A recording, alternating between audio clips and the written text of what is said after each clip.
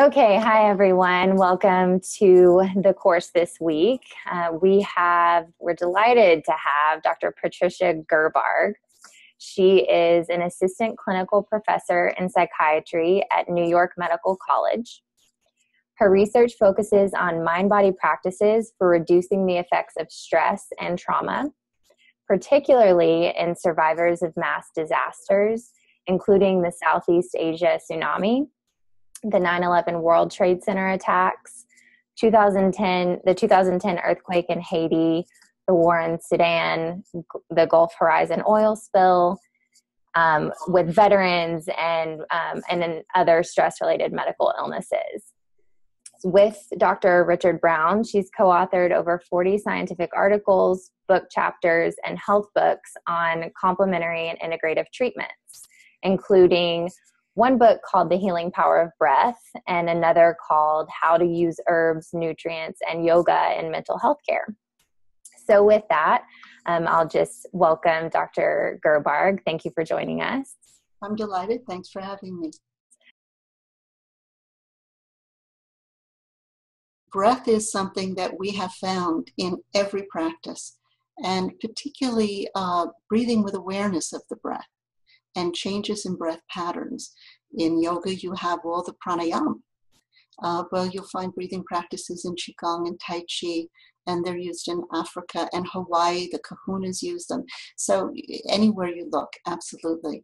Now, because we're medical doctors and we have to communicate with the medical profession and with researchers, we found that the best way for us to communicate is to use their language, to use medical language, scientific language, and to remove any elements that link the practices to a particular religion or country. So what we've done is we've taken all the breathing practices and we've given them a modern scientific name, and we use voluntarily regulated breathing practices, or VRBPs for short. So if I have to go and give a scientific lecture, instead of pranayama and everybody's eyes glaze over, I say voluntarily regulated breathing practices. And, oh yeah, we know what that is. So it just makes it for a language that we can use to communicate. So they're more comfortable with that sort of language then. Well, it's not only that, but they'll take it more seriously because it sounds scientific.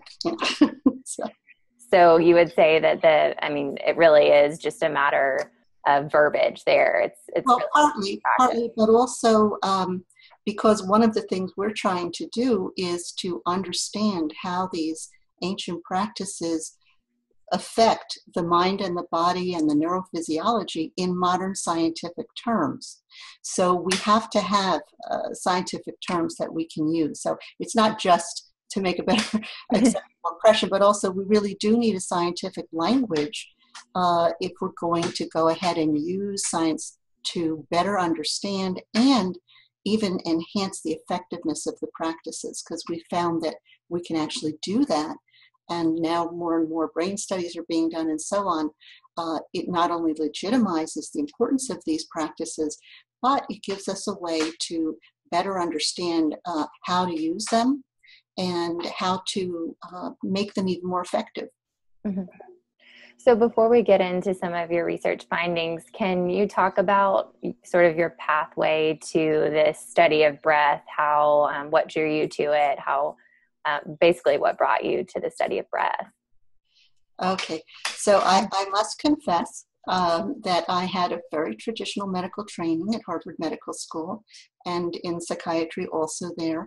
And then I went on and became a psychoanalyst through the Boston Psychoanalytic Institute. So you can't get a more traditional training than that.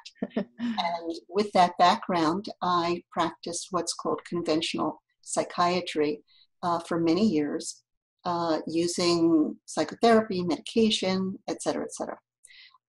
It was actually my husband, Dr. Brown, whom I hope you'll interview another day, who introduced me to mind-body practices and specifically breathing practices. Now it's almost 20 years ago. I was very reluctant, very skeptical, which helps me understand my colleagues because that's how they start out. But when he finally got me to try the breathing, I was truly shocked. I did not expect it to have such powerful effects on me and also on the people around me that I observed. So that really piqued my curiosity, because I thought there have to be explanations for this in scientific terms, that I can understand and explain to my colleagues. And that really began my whole exploration of this field. And since then, I've been, continuously amazed at how many health benefits the practices have. And seeing, I see people over many, many years. In scientific studies, they might study people for 6 weeks, occasionally for 6 months. But I've seen many of my patients, I've seen, oh my God, for 30 years, the same people over time.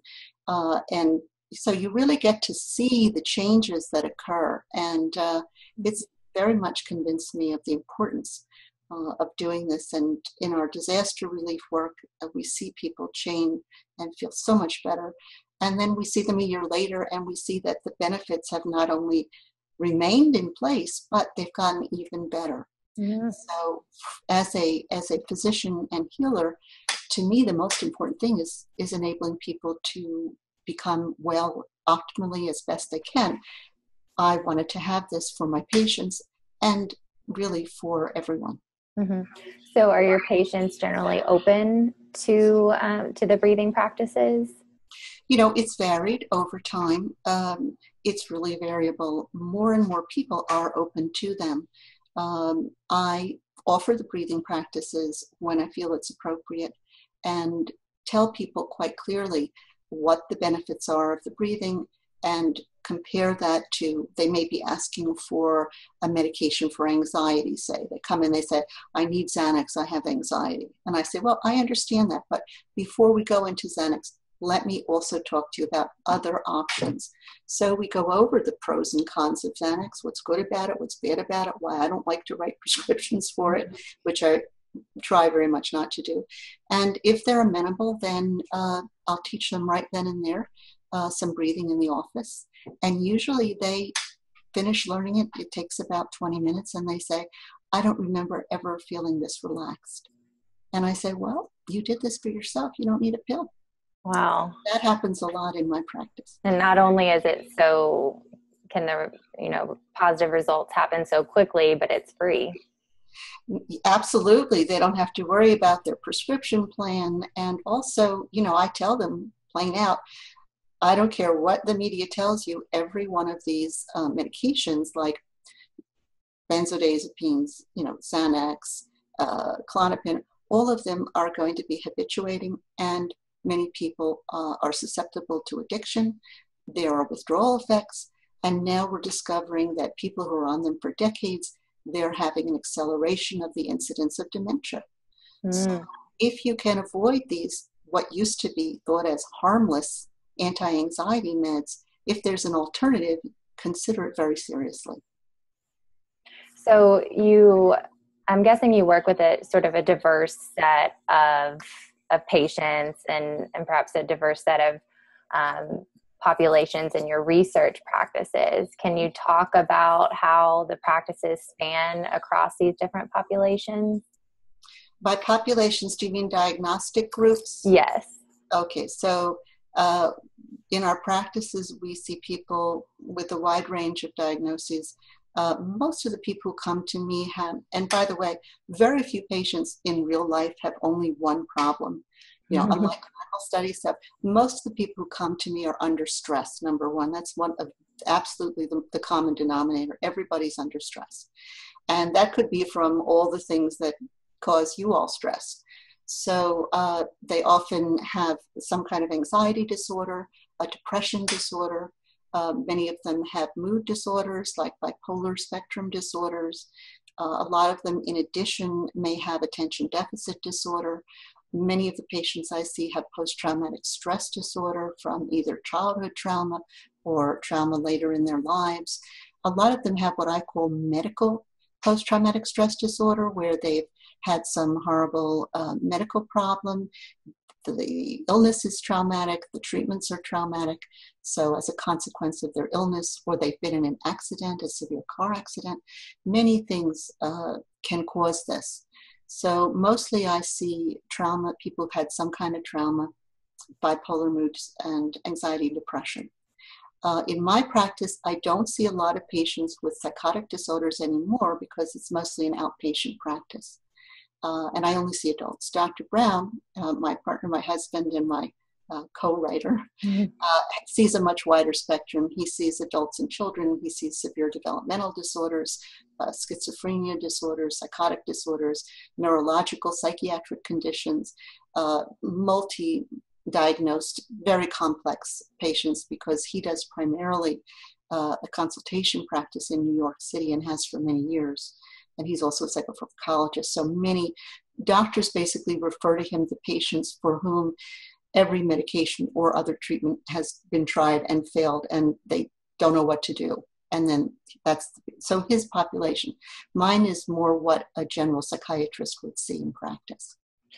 So that's in terms of individuals who have been diagnosed. Would you recommend these practices for the general population as far as a coping technique or even a preventative strategy for mental health? Absolutely, and I think that's really important. They're very helpful as integrated, but I don't use so much complementary and alternative anymore. We're trying to get people to think about it more as integrated treatment, where we use some standard treatments, some standard psychotherapies, maybe a little bit of medication if we have to, and then we combine and integrate it with herbs, nutrients, and mind-body practices. So I try to integrate it into the treatment. As many of my patients as are interested and willing to do so, I will offer it as an option. In terms of the general public, I think you don't have to have a psychiatric diagnosis to be under stress. And even if you handle stress well, you could still benefit, because people who handle stress well, and I would put myself in that category. I don't know, maybe you put yourself too. People who handle a lot and deal with a lot of stress and deal with emergencies and are calm in the storm and help that kind of person who's used to dealing with stress, we don't even notice how it's affecting us.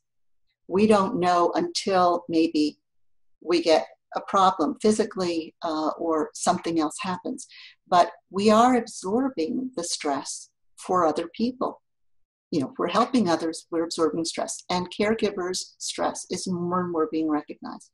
Whatever job you have, you're being subjected to stress all the time, to demands, to needs. You're trying to help people, you're trying to please people, you're trying to deal with difficult people.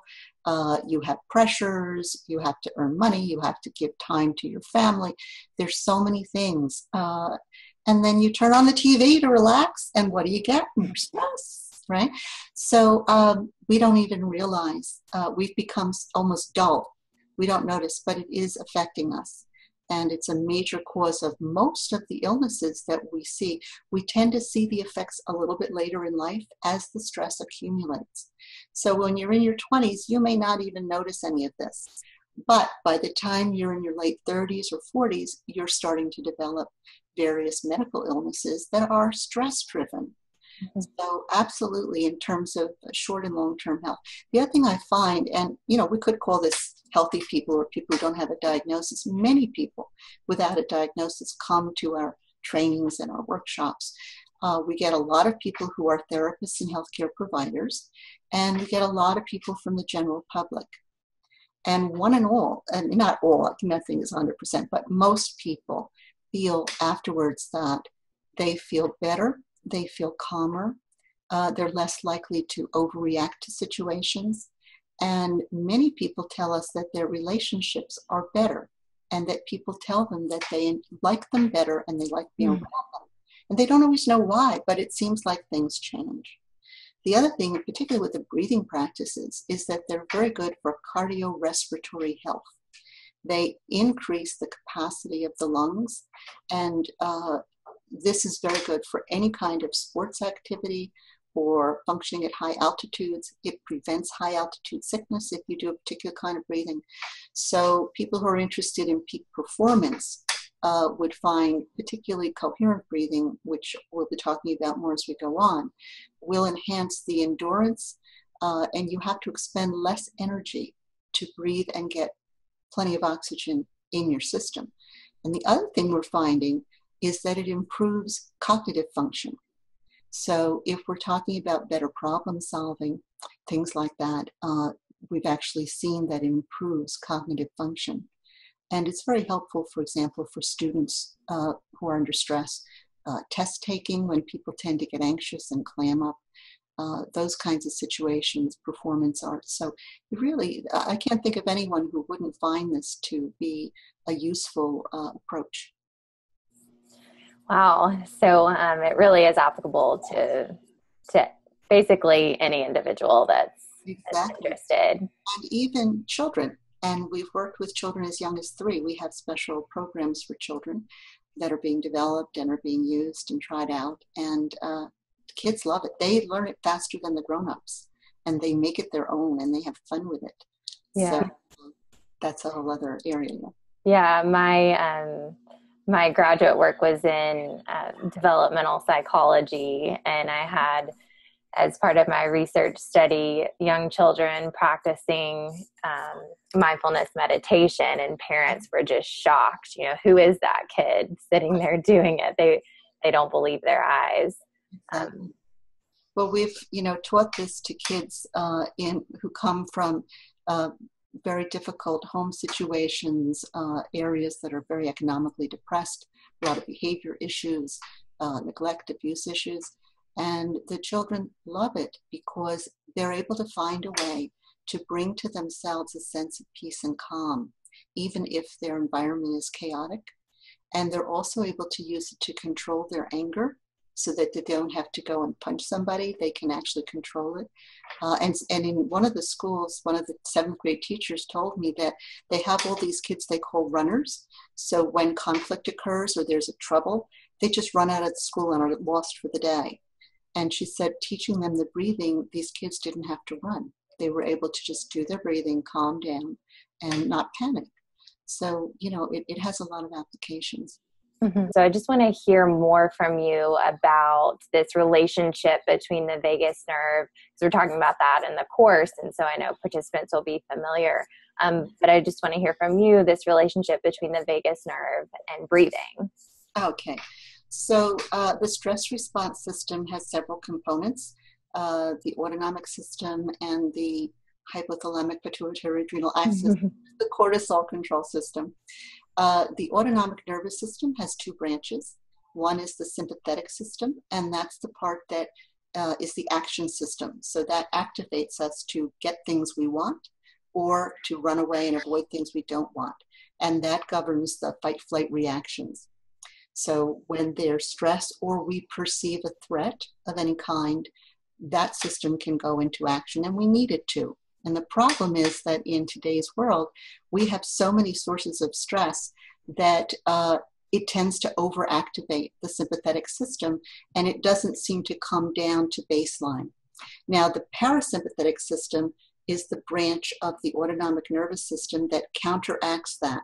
So if the sympathetic system speeds the heart, the parasympathetic system slows it down once the danger's passed, so that our bodies can rest, calm down, and we can restore our energy reserves and repair the damage that was done when we were in a sympathetic state. Because the sympathetic state burns a lot of energy and generates a lot of free radicals, which cause damage throughout the body. So the body has ways to deal with that, and the parasympathetic system is one of the main ways. That is the anti-inflammatory, calming, energy restoring part of the system. In the last, I would say now 15 or 20 years, new functions have been discovered that we did not know before. That the parasympathetic system is not just counteracting the sympathetic system. It's actually the part of the nervous system that's very involved in emotion regulation, as well as feelings of love and bonding. It's very much involved in how we perceive the world, the judgments we make, our decisions, and how we feel about ourselves. So this is tremendously important. The main pathway of the vagus nerve that runs between the brain and the body, these are the vagal nerves, which you mentioned. They come out of the brainstem and go down throughout the body and branching into all the different internal tissues. So these nerves carry messages from the brain to the body and from the body back up to the brain. So this is really the mind-body connector, a major one. And what we're looking at when we ask the question, well, how is it that if you do breathing, and we're going to talk specifically about something we call coherent breathing, which is breathing around 5 or 6 breaths per minute with equal inhalation and exhalation. And to do the breathing really, really gently, so you're not pushing the air out and you're not pulling it in. It's very soft and gentle.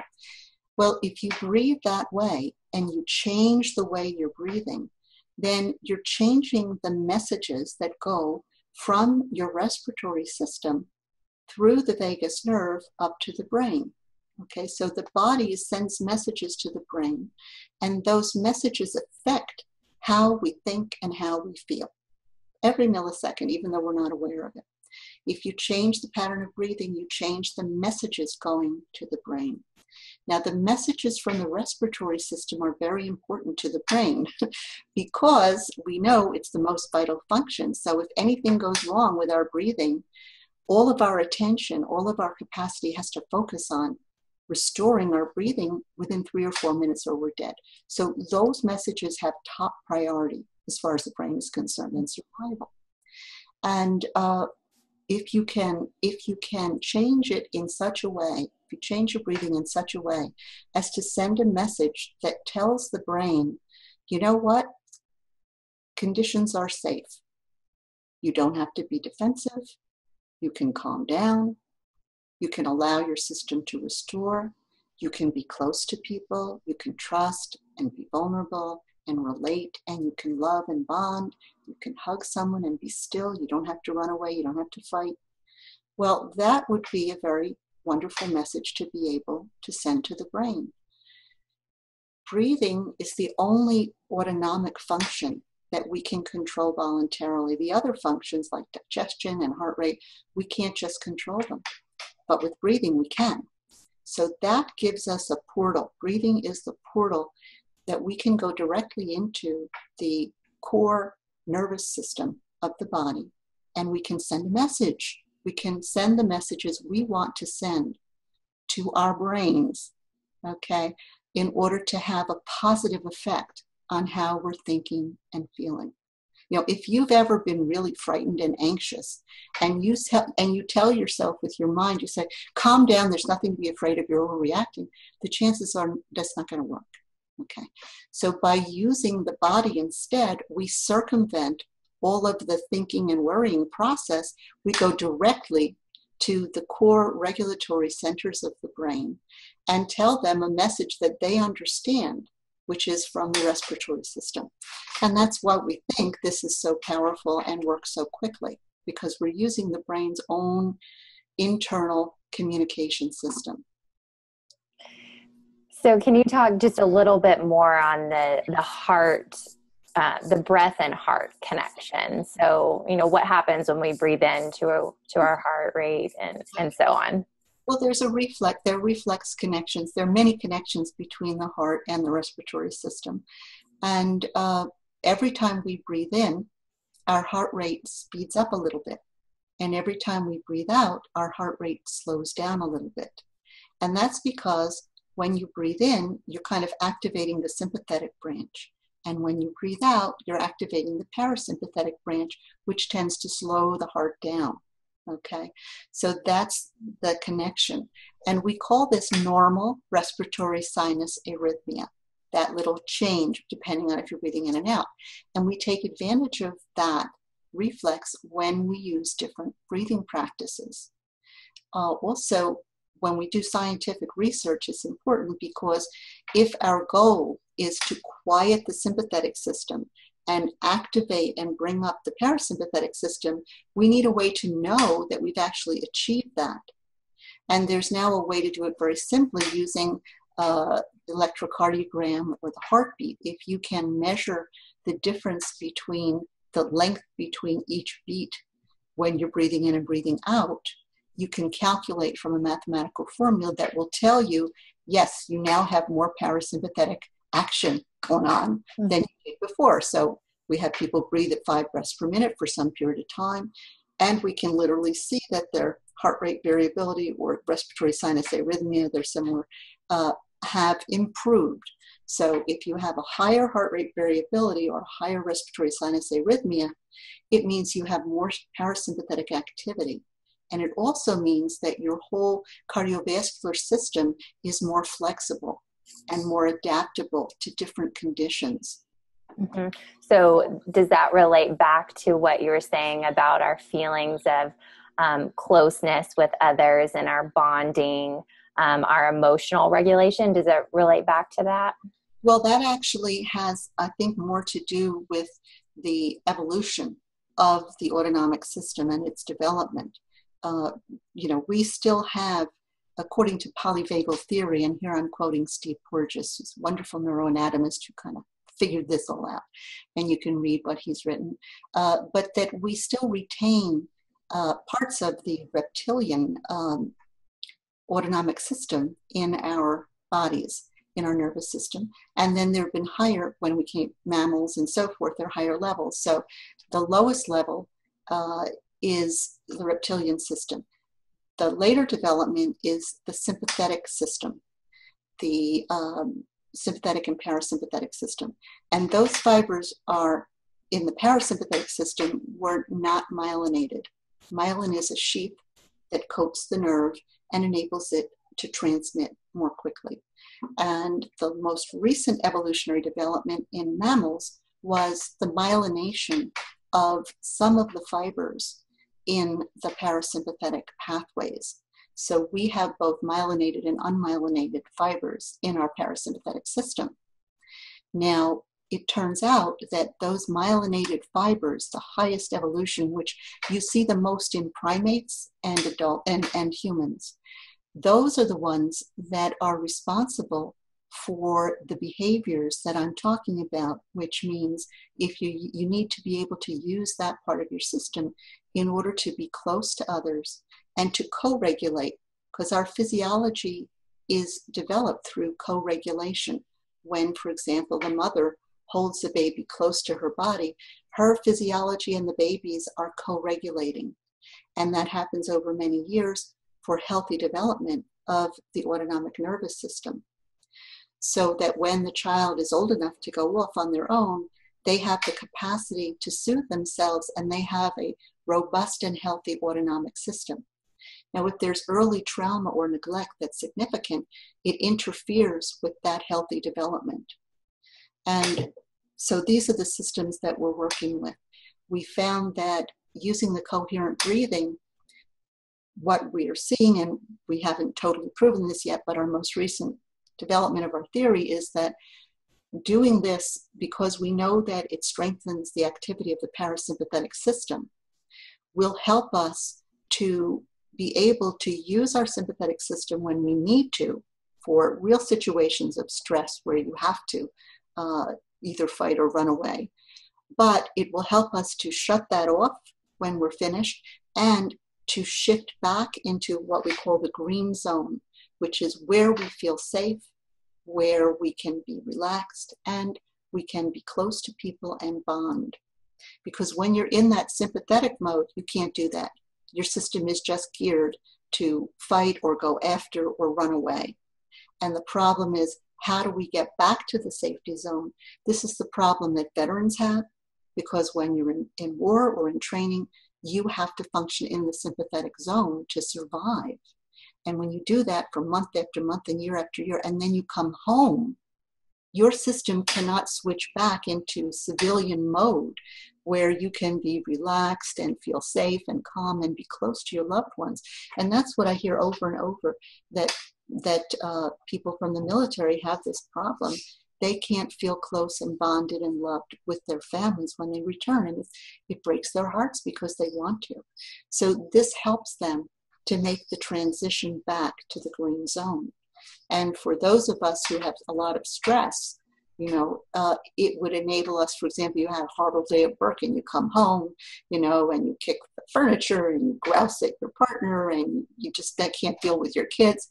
You go in your room and do 20 minutes of coherent breathing, and you come out and be able to enjoy your family and be close to them. It dissolves the effects of the stress. Mm-hmm. So there are many places in our lives where we could use this. And even at work, we teach people eventually how to do it with their eyes open. So then you can use it anywhere. If you're experiencing stress at work or in a meeting, you can just sit there breathing at 5 breaths per minute, and nobody knows you're doing it. So it's totally private, and you can use it whenever you need to. That's one of the beauties of it. Yeah. So the idea then, just to summarize what I hear, we're practicing this coherent breathing, which we'll do.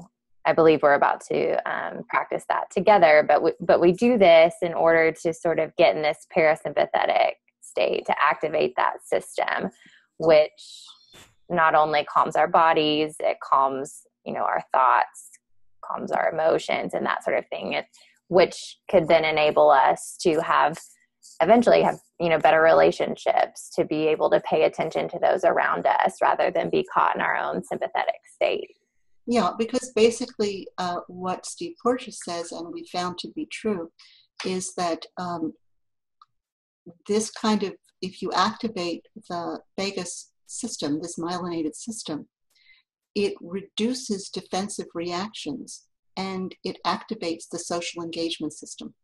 I'm speaking as a neurologist type. Mm-hmm. That's what we're looking at. Yeah, absolutely. So do you find either in your research or just as an anecdote in your personal practice, is there any relationship with what we're seeing just in our age now, the idea that we have a computer in our pocket and we're constantly being, pinged with information that may send us into this sympathetic state?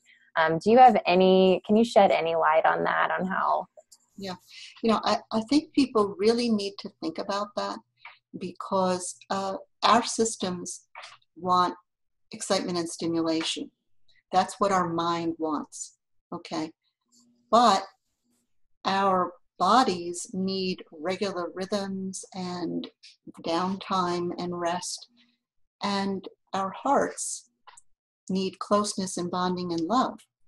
So you need a balance in your life, and you're right. If we're constantly plugged into media, and I watch Netflix. If you're a junkie for really stimulating, hard-hitting entertainment, and you're plugged in constantly, you have to realize that you are over-stimulating your system and over-activating your sympathetic system.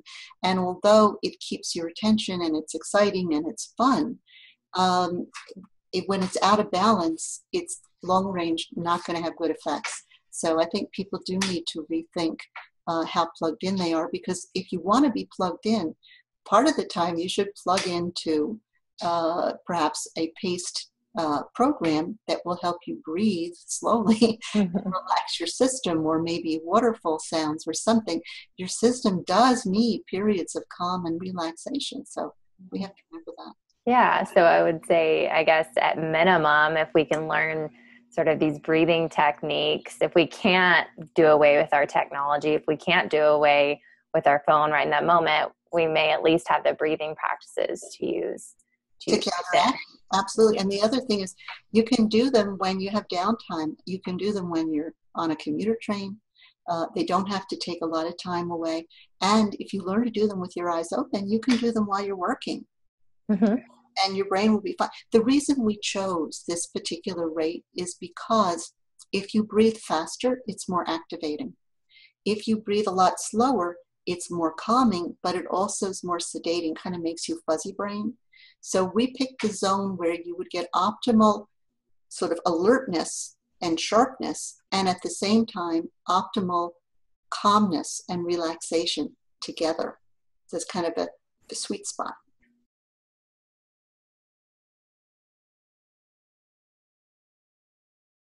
We looked at a lot of different patterns because there are actually 4 phases of the breath.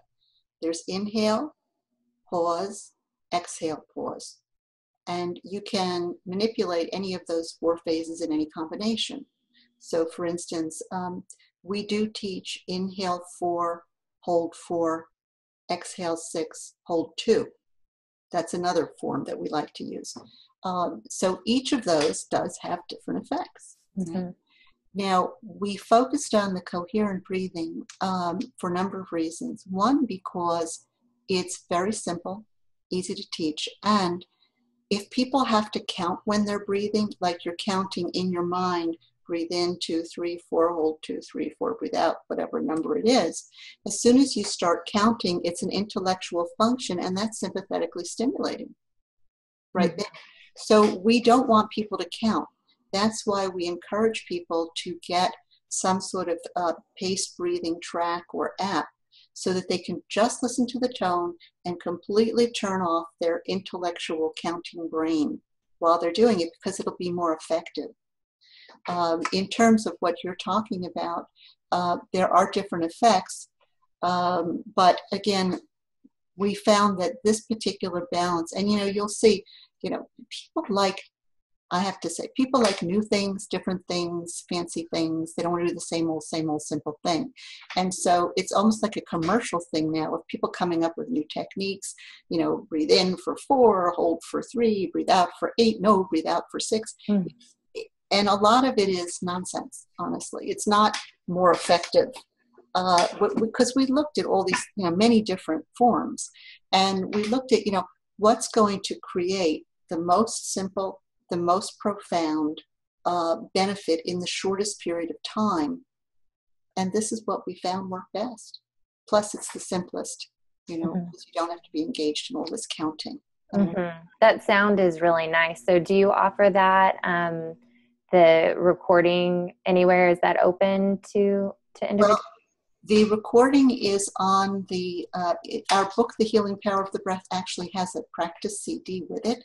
So you can read about and do the practices, and that chime track is on the tracks in the book. But it originally came from Stephen Elliott, and his website is coherence.com. So he created that, and he's given us permission to use it. If you go to his website, right on the home page, he says you can, where you can download that particular 2-bell track at 5 breaths per minute. Now, people can also get a lot of iPhone apps there are available now for paced breathing. So if you just Google around, you can listen and find one that has tones that you like. You might like a tone, you might like a waterfall, you might like whatever it is, the ocean sound. You can pick your sounds and you can set them for different rates. So there's some people who find it difficult or challenging to start at 5 breaths per minute for a variety of reasons. For example, older people may have a lot of arthritis that makes it harder for them to expand their chest wall. And for them, they may be more comfortable at 6 breaths per minute, and that's fine. Some people have so much tension and anxiety that they literally cannot relax their chest muscles enough initially to breathe at 5 breaths per minute. So they may need to start at 6, and after a couple months they can go down. In our book, we have chime tracks at 5 and 6 to give people the option. Because the most important thing when you're doing the breathing is that you feel relaxed and not stressed by the breathing itself in any way. So in the book, we talk a lot about different situations. Maybe you have a respiratory condition or asthma, how to adjust the breathing for different medical conditions, and how to use it for different problems in life, whether they're diagnoses or just different life issues. Lots of examples of how to do that are in the book. Unfortunately, it's been translated now into many languages, and I understand you have an international audience. So the book is currently available in French, in Chinese. It was published in Taiwan. A lot of people from there read it. It's just come out in Portuguese. We're waiting. It's going to be coming out in Spanish, Japanese, South Korean. It may already be out in Dutch. I have to check. And I believe we may even get it out in Romanian. So it's kind of spreading around the world because it is something that people from any culture can understand and accept. People from all religions. We've worked with refugees in shelters in Berlin, refugees from many different Middle East countries, men, women, children. They all benefited from it. We've worked with populations in Africa and Haiti and many different cultures. This is so fundamental and basic that anybody can do it and benefit from it. Wonderful. Thank you so much. We really appreciate your time. I know I've stolen an hour of your time, and Oh, it's not stolen. This is what we want to do. We really want to get this out. And I do want to say, if people are interested in teaching this to others or using it in their work, please get more training and information because, most people who have no issues can do this quite easily just from getting the book and teaching themselves. But it's always good to get more training as to how to use it without causing problems in people who have some issues. Right. Thank you. Thank you for that. And thank you so much for your time. I know our participants will really benefit from these practices and from the knowledge you've shared. So thank you. Okay. Bye-bye. Bye.